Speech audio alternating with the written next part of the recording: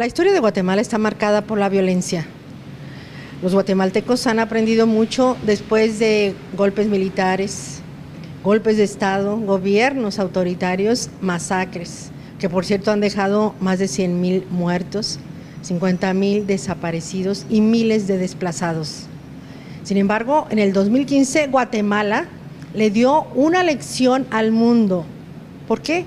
Al destituir en pleno ejercicio del poder al que fuera presidente de la República, Otto Pérez Molina, y a todo su gabinete, que por cierto siguen en proceso.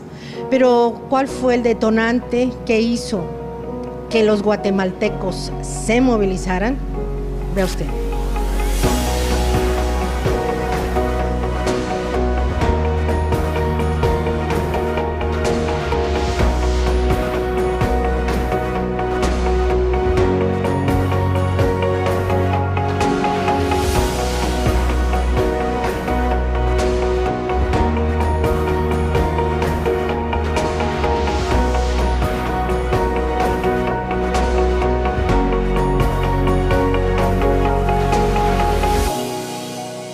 Un descubrimiento espantoso que yo digo que nos afectó a todos los guatemaltecos y nos tocó la conciencia. Estábamos siendo gobernados por gente vinculada con el narcotráfico, con el crimen organizado, en todos sus aspectos, desde vínculos con los Zetas, imagínense usted, hasta vínculos con el contrabando.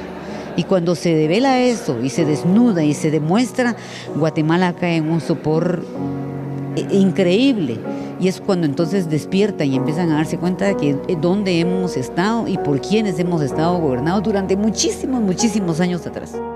Para muchos no existe el sistema político perfecto, es una utopía, el canto de las sirenas que conduce a la perdición a quien intenta seguirlo.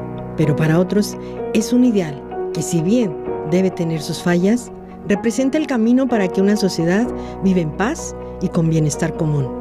El recorrido que ha transitado Guatemala por ese tortuoso camino ha sido trágico, pero hoy parece dirigirse a un futuro más justo y democrático. En el proceso ha sido clave la participación de activistas y de la sociedad civil organizada. Después de todo, la democracia se define como justamente eso, la soberanía y el poder del pueblo. Primera vez en la historia, en el Congreso que esto se da, la apertura, la transparencia, que se hayan publicado las herramientas que se van a utilizar. La Comisión de Derechos Humanos se siente muy satisfecha.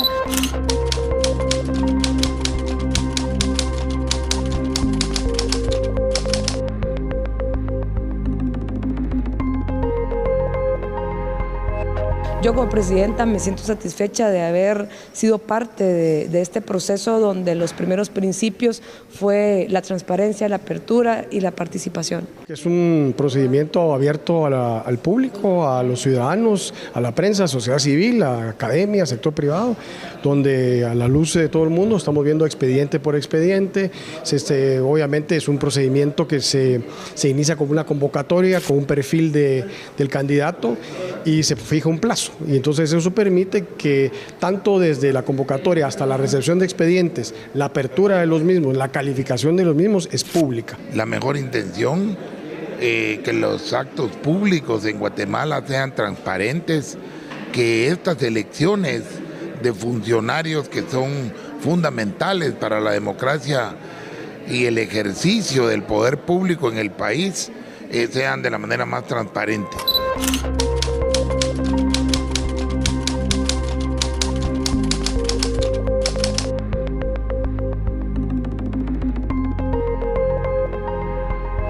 Que se elija a los mejores, que se elija a los más idóneos, a los mejor calificados y a aquellos que tengan mejores experiencias. Yo creo que es una forma en la que nosotros como políticos nos acercamos a la ciudadanía y la ciudadanía está cerca de lo que estamos haciendo, tiene la posibilidad de ver, tiene la posibilidad de fiscalizar, tiene la posibilidad de juzgar y a la vez de conocer los perfiles de las personas porque se vuelven públicos al final.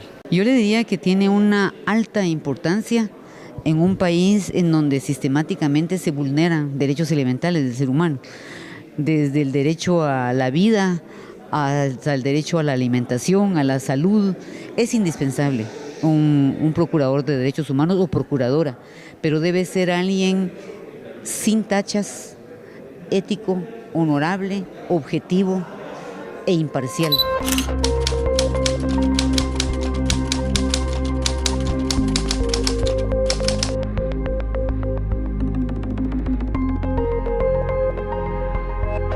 Que aplique realmente la defensa de los derechos humanos para todos y todas en condiciones de igualdad. El propósito es que cualquiera de los tres que el Pleno elija reúna las calidades éticas, morales, académicas y profesionales para ser procurador de los derechos humanos en Guatemala. La Fundación Sobrevivientes nació en el año 2003 con el propósito de proporcionar apoyo emocional, legal y social a mujeres que han padecido distintos tipos de violencia. En Guatemala, cada año, por cierto, se reporta un promedio de 800 feminicidios y más de 20,000 víctimas de agresiones sexuales. Esta Fundación Sobrevivientes busca dignificar a esas mujeres y proporcionarles valor para denunciar, para luchar y para seguir adelante a pesar de un historial de hostigamiento y abuso.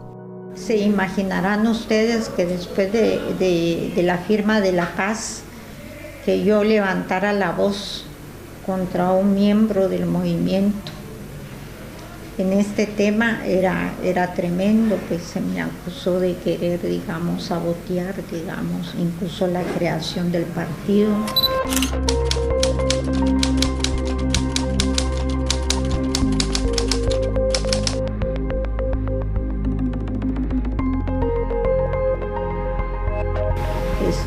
Fue muy duro, fueron momentos muy duros. La elección popular de una figura tan importante como el principal defensor de los derechos humanos o magistrado de conciencia es la muestra de los pasos hacia la transparencia que intenta conseguir Guatemala. Una designación abierta, pública y rigurosa que coloca sobre la mesa esa difícil pregunta que cuestiona la eficacia de una democracia. ¿Es posible que todos los integrantes de una nación puedan gobernar en conjunto? En la búsqueda de esa respuesta, el pueblo guatemalteco ha demostrado que al menos sí es posible hacer escuchar su voz de forma contundente y clara para movilizar a quienes deben representarlos, la clase política y gobernante.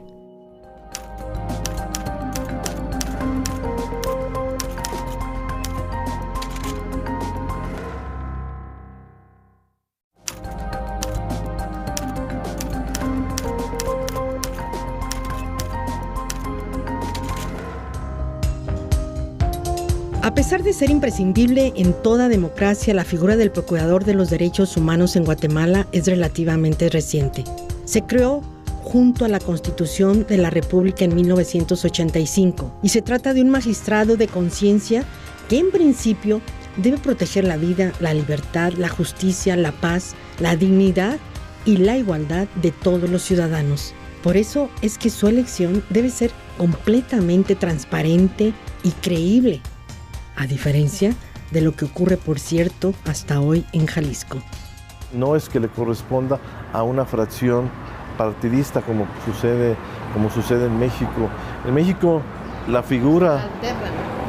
No, lo que es más grave, en México la figura de consejos ciudadanos, de organismos ciudadanos, no existe. Es una falsedad. Es una simulación de eventos porque ponen a gente que es comparsa de los diferentes partidos políticos. Magistrado de conciencia, así es como le llaman también al Procurador de los Derechos Humanos en Guatemala. Y este nombramiento va mucho más allá de una mera terminología. Su connotación autocrítica y reflexiva es un aspecto clave a considerar cuando hablamos de sus funciones. Y es especialmente importante en una nación con una historia tan convulsa como Guatemala, que recién ha emprendido una ambiciosa cruzada anticorrupción sin precedentes, y donde la conciencia histórica y política es fundamental, junto al fomento a la transparencia. La transparencia es lo que nos lleva a eliminar la corrupción. La corrupción es el enemigo número uno del desarrollo y del progreso de los pueblos, y contra eso estamos trabajando. Pero a partir del 2015 hacia la actualidad, todo se hace como usted lo ve. Cualquiera puede venir, cualquiera puede estar aquí presente. cualquiera puede oír de viva voz lo que cada uno de los comisionados en este caso está diciendo, cómo está votando, por quién está votando, porque es libre acceso a la información y tenemos que conducirnos en esa forma transparente. Y estamos empezando pues a sentar una nueva escuela. MP y CICIG han jugado un papel muy importante en eso también, con investigaciones a fondo. El perfil pues primero lo marca la Constitución nuestra, que establece que debe ser abogado, de una experiencia por lo menos de 15 años de ser abogado y de relacionamiento y defensa en materia de derechos humanos fundamentalmente. Eso es lo que estamos calificando y creemos que sí hay bastante interés en distintos sectores de la población. Nuestro magistrado de conciencia emite resoluciones morales, pero también acompaña denuncias de violaciones a derechos humanos y bueno, creemos que hoy en una coyuntura en la que vive el país sí hay una fuerte presión para definir al futuro magistrado de conciencia. En las legislaturas anteriores, lamentablemente, tuvimos pues situaciones bastante complejas y directamente con temas de corrupción, los cuales hoy en esta octava legislatura hemos hecho un compromiso con hacer un cambio del Congreso, hacer un cambio para los guatemaltecos. Somos una sociedad que todavía no ha salido del periodo de posguerra, por lo tanto el procurador es una figura muy importante en el marco de la conflictividad. Todavía no hemos resuelto una conflictividad agraria en el país, una conflictividad en materia de corrupción. La explotación de recursos naturales, desde minería, petróleo, hidroeléctricas, etcétera, ha generado una conflictividad altísima en el país, por lo tanto, la función del procurador es muy importante. PDH es un magistrado de conciencia, es un comisionado del Congreso de la República, pero juega un papel fundamental en la defensa de los derechos humanos en Guatemala. Por eso es que debe ser un hombre de una trayectoria limpia, de grandes capacidades académicas, de gran vocación de defensa de los derechos humanos y de probada capacidad, precisamente en el ámbito de la gestión pública y en el ámbito de la defensa y procuración de los derechos humanos en el país. Elegir una terna que cualquiera de los tres, que sea tres hombres o mujeres, que sean elegidos, representen esas aspiraciones que tienen los guatemaltecos de un Estado democrático, un Estado de derecho, en donde la defensa a los derechos humanos sea incuestionable. El Palacio Legislativo actualmente funge como la sede del Congreso de la República de Guatemala y fue inaugurado desde 1944 como resultado de una revolución que dio pie a las primeras elecciones libres en la historia del país. Hoy en día están representados 13 partidos políticos que trabajan en el Congreso junto a 5 diputados independientes. Cada sesión exige un registro riguroso de sus integrantes y de acuerdo a su ley electoral vigente, los partidos políticos reciben recursos hasta después de las elecciones y de acuerdo a los votos obtenidos, no antes, como sucede en México. Las sesiones se norman por medio de la huella digital. Ellos marcan su ingreso con su huella digital y se expone en aquel tablero que es conocido como el tablero del Congreso. Mediante un software se proyecta ahí la hora en la que entran, el nombre del diputado o diputada, el partido al que representa y si ellos necesitan ausentarse de la sesión plenaria que se realizan martes y jueves, tiene que presentar a la Junta Directiva una justificación. La Junta Directiva conoce la justificación y la recibe o no. Acá en la ley electoral lo que tiene es un techo para minimizar los gastos, y al finalizar las elecciones el Tribunal Supremo ve cuántas votaciones, cuántos votos obtuvo el partido y entonces sí se le remunera alguna cantidad, pero no antes. Con el compromiso primero, segundo, con fortalecer el sector justicia, el Congreso de la República se ha comprometido con fortalecer en base a recursos económicos al Ministerio Público para que puedan entonces ser más eficaces en todo el ámbito de justicia y hemos visto los resultados que la justicia en Guatemala hoy podemos decir que goza de credibilidad, que goza de imparcialidad y que es aplicable para todos. Y también para nuestro hermano país de México le deseamos mucho éxito en esa lucha, ¿verdad?, en contra de la corrupción. Exactamente, él estaba en un lugar muy turístico, muy cosmopolita, pero ya ve cómo es aquí la investigación, rápidamente se dio con él y ya también está apresado. ¿También fueron ustedes? Sí, eso, aquí se es diligente ya a partir de 2015 por lo menos, ¿verdad?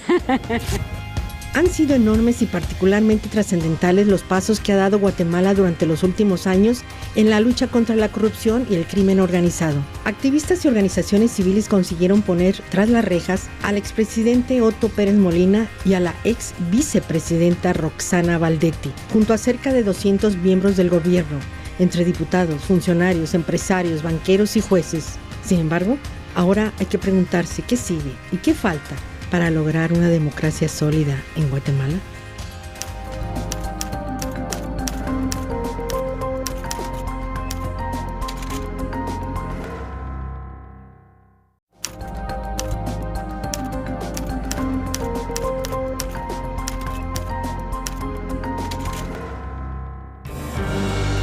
Una de las personalidades históricas sin duda más reconocida a nivel internacional en la lucha por los derechos humanos de Guatemala es Rigoberta Menchú, líder indígena y Premio Nobel de la Paz. Pero no es la única que ha buscado la justicia para su pueblo, sino que forma parte de un grupo de mujeres con espíritu férreo y sólida voluntad para convertirse en símbolo del coraje y esperanza que necesita la sociedad guatemalteca. ¿Verdad? Porque habemos 4. Está Rigoberta, Helen y está también Otilia Lush, que recibió el premio de Fray Bartolomé de las Casas, ¿verdad? Entonces, ¿cómo se llama? Nos juntamos, ¿verdad? Las 4 cuando hay situaciones fuertes en el país, ¿verdad? Porque es increíble, 4 mujeres que el país reconoce, también con Rosalina Tuyú. Otra mujer cuyo rol ha sido primordial en la lucha por la democracia y el restablecimiento de los derechos humanos es Norma Cruz, quien recibió ya la insignia de Caballero de la Legión de Honor por parte del gobierno de Francia, que se ha sumado a otros reconocimientos provenientes de España y Suecia. En contraste, dentro de su país ha sido atacada y amenazada. Amnistía Internacional la considera un caso prioritario, pero la razón por la que ha dedicado su vida a erradicar la violencia y la impunidad en su país proviene de su propia historia personal. Yo fui miembro del movimiento revolucionario durante 26 años. Me incorporé muy joven y pues dentro del movimiento revolucionario pues me hice mujer, me hice madre y pues estando ahí dentro del movimiento revolucionario, pues lastimosamente mi hija fue víctima de violencia sexual. Se logró llevar ante la justicia el caso de mi hija y se logró justicia a pesar de todo. Y fue así como nace la fundación. De forma similar a como sucede en México, Guatemala ha sido señalado por la comunidad internacional como un paraíso para el tráfico de niños, donde miles de mujeres han sido engañadas o coaccionadas a vender a sus hijos, en ocasiones hasta por míseros 2 quetzales.